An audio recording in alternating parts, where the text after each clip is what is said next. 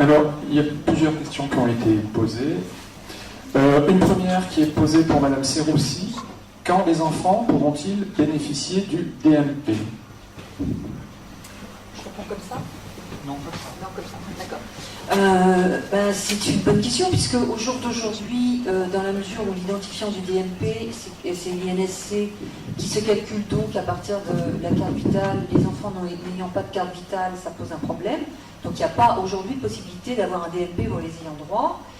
Mais demain, dès lors que l'identifiant sera le NIR, qui est validé dans le projet de loi santé, il y a un NIR pour tout individu français, même les enfants, et donc il y aura une évolution possible de tous les outils de dossier, de façon à ce que effectivement il y ait possibilité d'avoir un DMP pour les enfants. Juste, je rajoute une petite parenthèse, c'est que ce NIR va s'imposer également au DP, et donc il y aura une évolution de tous les systèmes d'information pour que l'identifiant soit unique et que ce soit le NIR.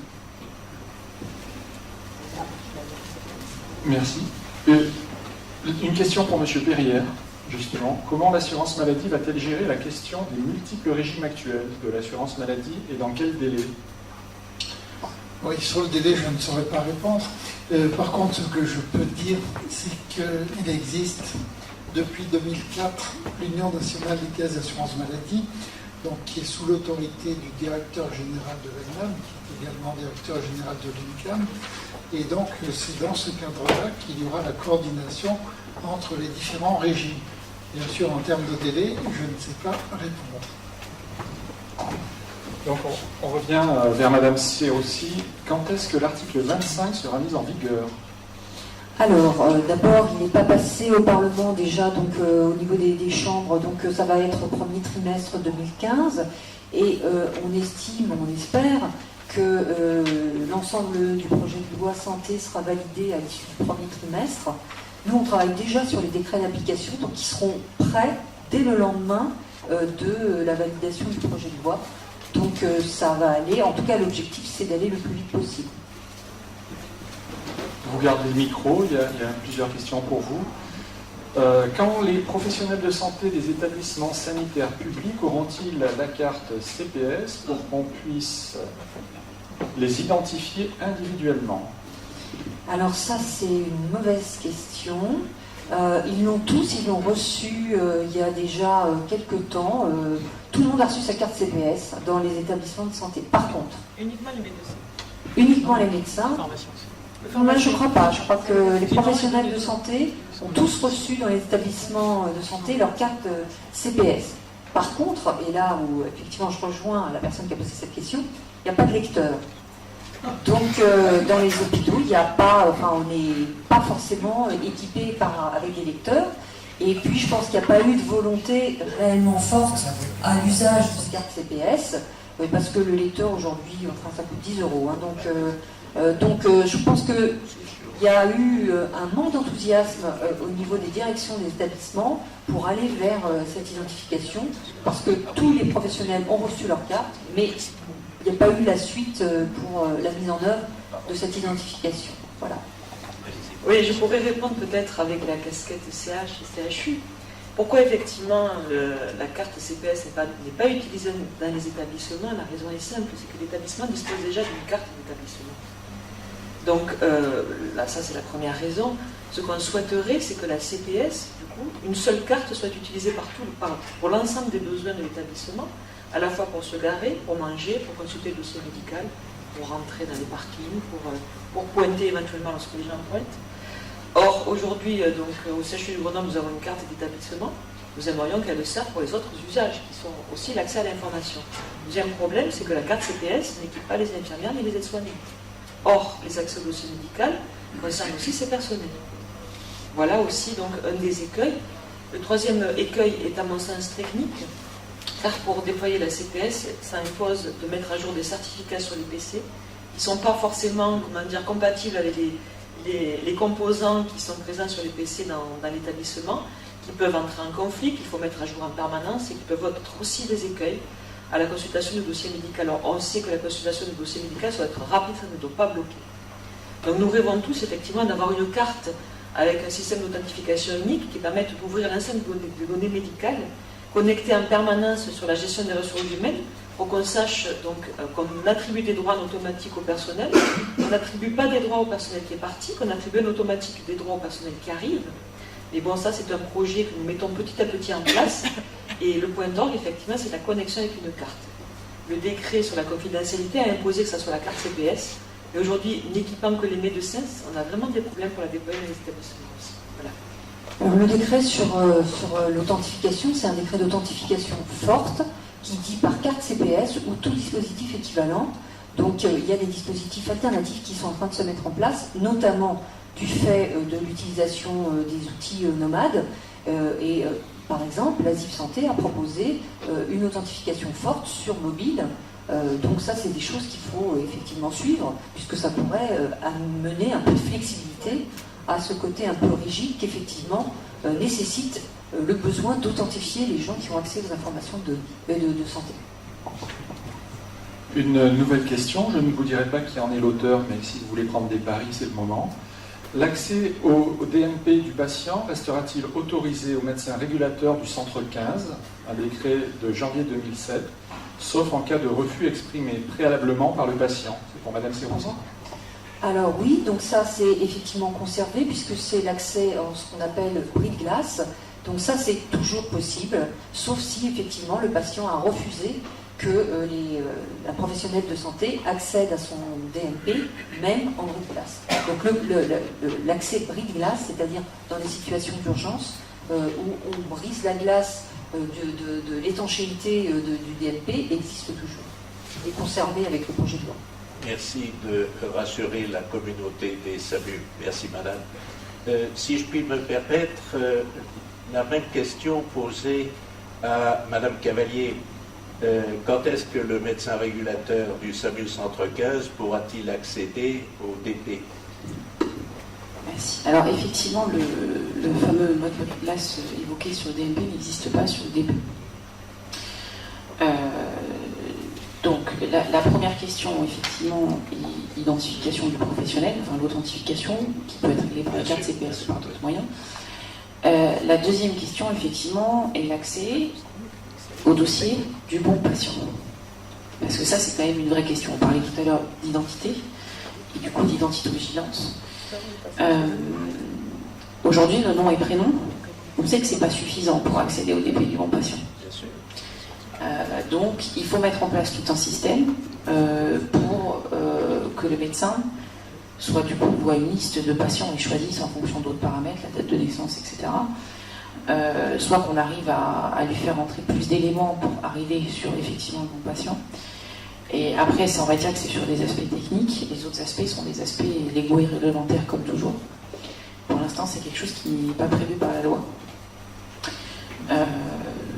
Effectivement, il faudrait effectivement demander, alors soit en autorisation d'expérimentation auprès de la CNIL, soit demander, par exemple, dans un véhicule législatif comme la loi de santé, une expérimentation ou un accès tout simplement pour les situations d'urgence, pour les médecins effectivement régulateurs des centres 15, mais aussi pour le SAMU, par exemple, aussi des choses qui pourraient servir. Voilà. Merci. Je vais juste rajouter que donc en fait, quand même, il est prévu que dans le DMP se verse le DP. De la même manière, il est prévu que l'historique des remboursements se verse dans le DMP. Donc si on espère qu'il y a plus de DMP ouverts, il y aura déjà une alimentation automatique par un certain nombre d'informations d'origine, enfin, qui concernent tout le traitement médicamenteux, qui sera accessible de fait en place dans cette situation que vous décrivez. Merci. Toujours pour Madame Serroussi, une question en deux phrases. Ne croyez-vous pas que le problème du déploiement est lié au manque de formation et de l'ignorance des patients? De plus, la crainte de Big Brother n'est-elle pas une composante lourde pour le ministère et donc pour le déploiement vis-à-vis du patient?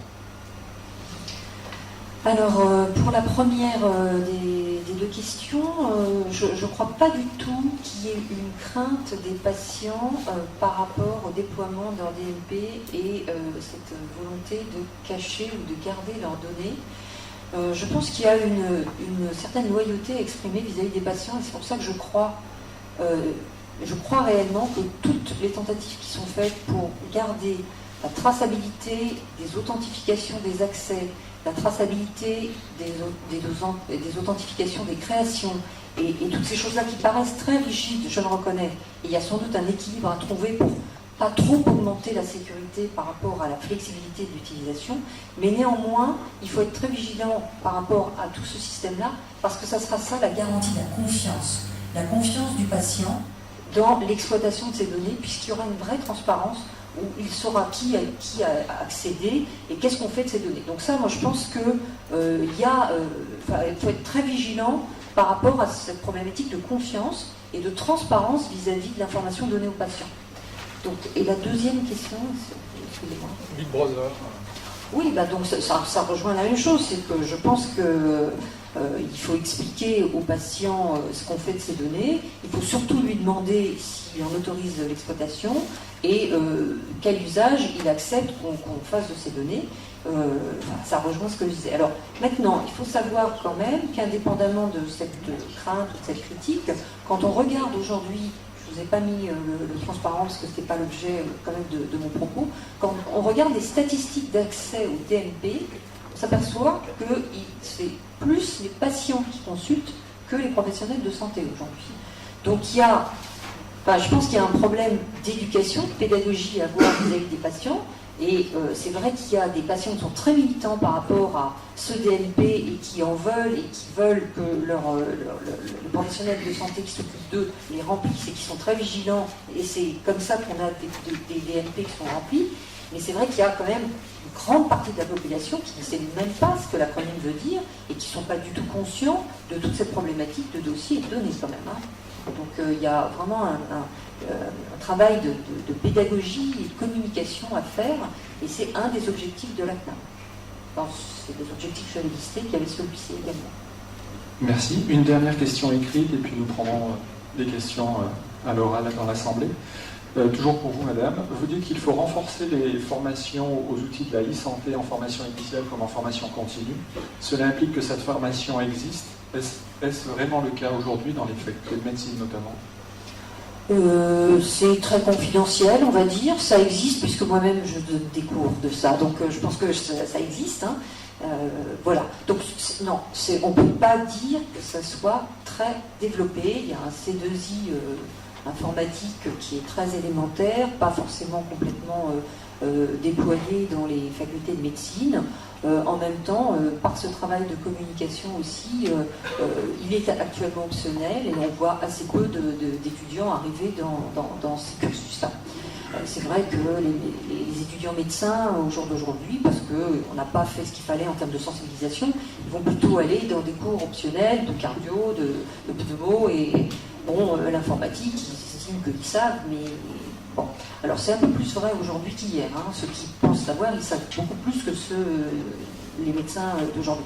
Donc la moyenne d'âge du médecin généraliste aujourd'hui, c'est 52 ans. C'est vrai que ce n'est pas des gens qui, comme les étudiants et les jeunes professionnels, qui sont plus aguerris à tous ces outils. Donc la formation médicale continue, elle a été initiée déjà dans des facs. À Bordeaux par exemple, c'est aussi fait en Picardie. Indépendamment des facs, c'est fait aussi dans des séances d'accompagnement à l'utilisation de ces outils-là. Nous, on a fait une demande au niveau du ministère de l'Éducation nationale pour effectivement intégrer ces cursus-là dans les programmes. Ouais, je voudrais apporter un complément, je crois que vous l'avez mentionné, le C2I c'est déjà un élément. Là on a parlé de formation théorique. Alors je crois qu'il y a une des grandes particularités de la formation des professionnels de santé, c'est le terrain, et notamment les stages. Et je pense que pour l'avoir vécu, enfin d'avoir déployé la prescription informatisée depuis 1997, on a vu une évolution en fait par le terrain. C'est-à-dire que je pense que la formation à ces outils, elle se fait beaucoup, par exemple pour les médecins, pendant l'internat. Et là on est en début de semestre, donc on est en pleine période de former nos nouveaux médecins.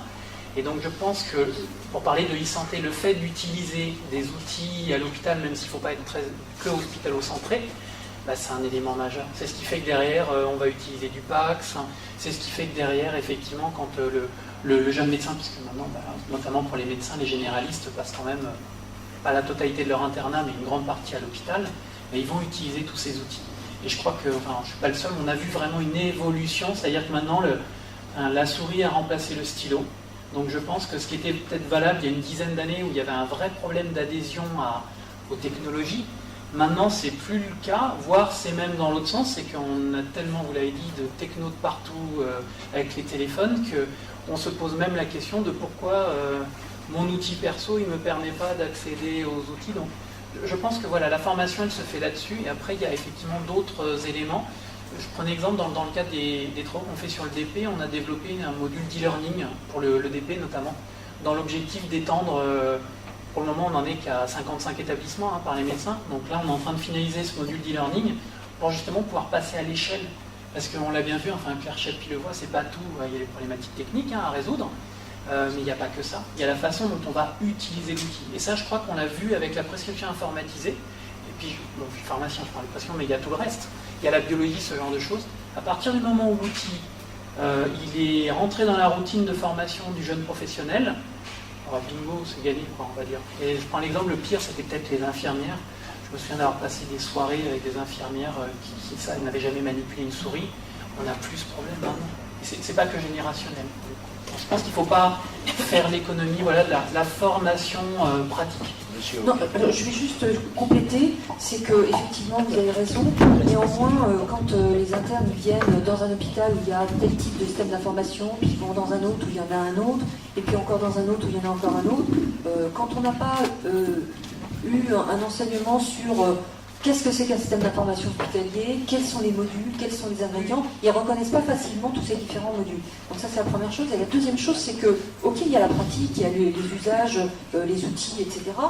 Mais il y a aussi tout ce qui est la recherche d'informations documentaires, la manipulation des terminologies médicales, le codage, pourquoi, quel code, quelle terminologie, à quoi ça sert. Donc toutes ces choses-là que moi j'englobe dans ces enseignements sur les outils de la e-santé. C'est-à-dire que j'englobe tout ce qui est terminologie médicale, codage et outils, système d'aide à la décision, moi je mets tout ça dedans. Oui. Juste intervenir rapidement pour expliquer que quand même les internes que nous recevons dans nos établissements sont des générations Y, donc ils sont complètement aguerris au logiciel informatique et pour ceux que j'ai vu fonctionner en tout cas, les modules de formation sont très courts, se font sur le tas, et ce sont eux-mêmes qui découvrent des fonctionnalités logicielles que les seniors ne connaissent pas et qui forment les seniors, sans être formés eux-mêmes. Parce qu'ils vont eux-mêmes dans tous les coins du logiciel, ils vont voir comment ça fonctionne. Donc sincèrement, la formation des internes, je pense, n'est vraiment pas un problème dans les établissements. Voilà. Il n'y a pas de déguis quand même qui font médecine.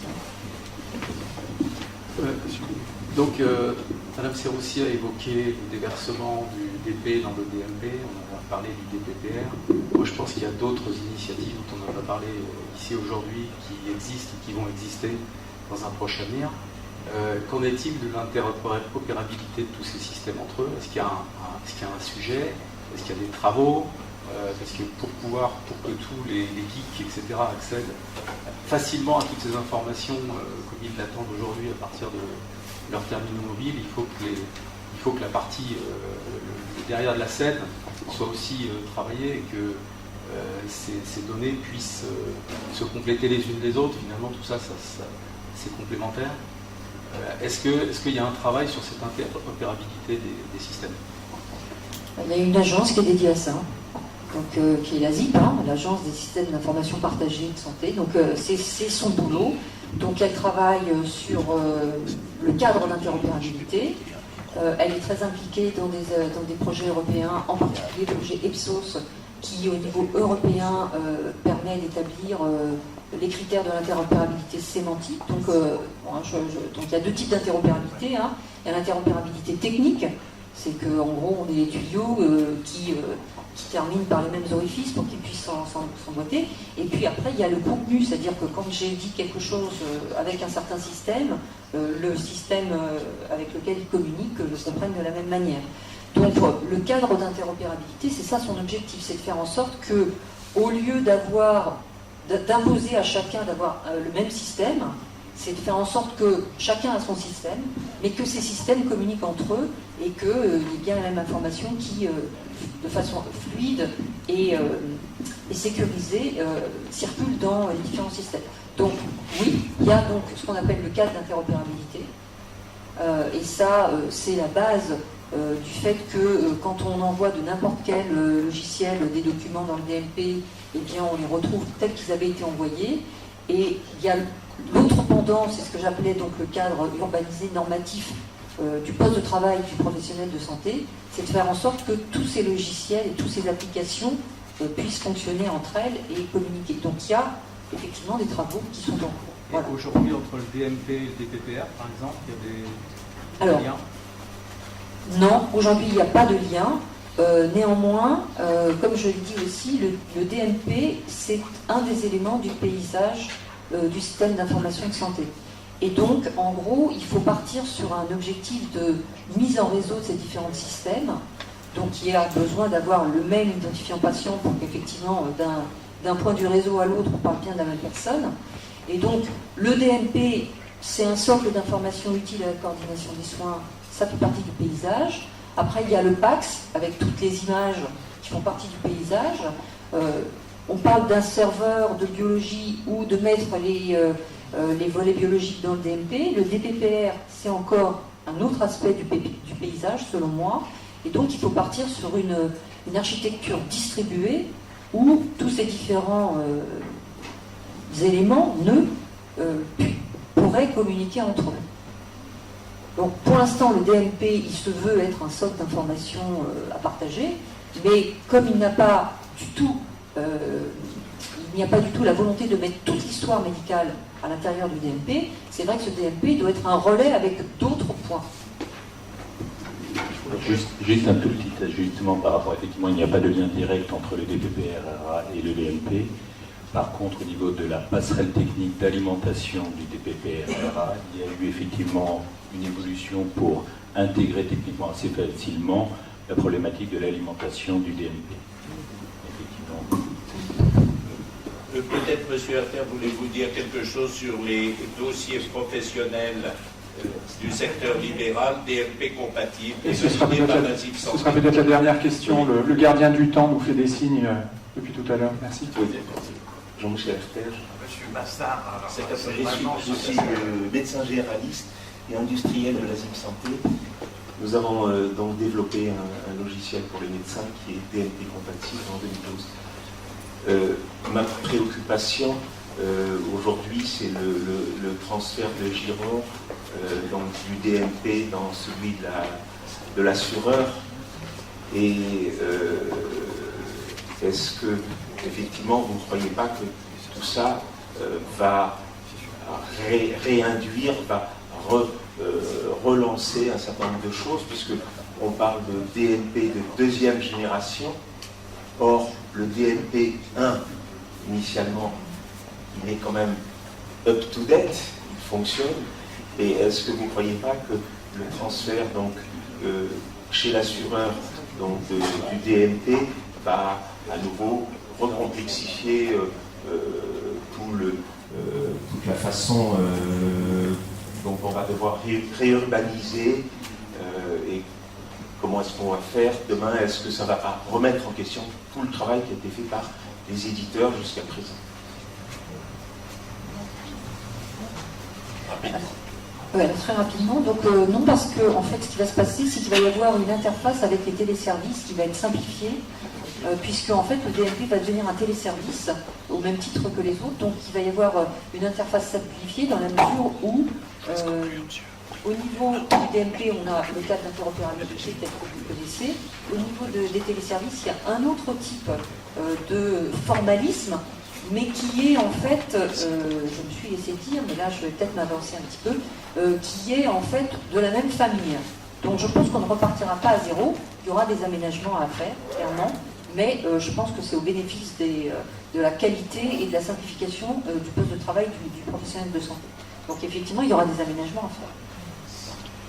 Bien, nous allons mettre un terme à cette matinée. Merci à tout le monde d'y avoir participé et rendez-vous tout à l'heure pour la poursuite des débats.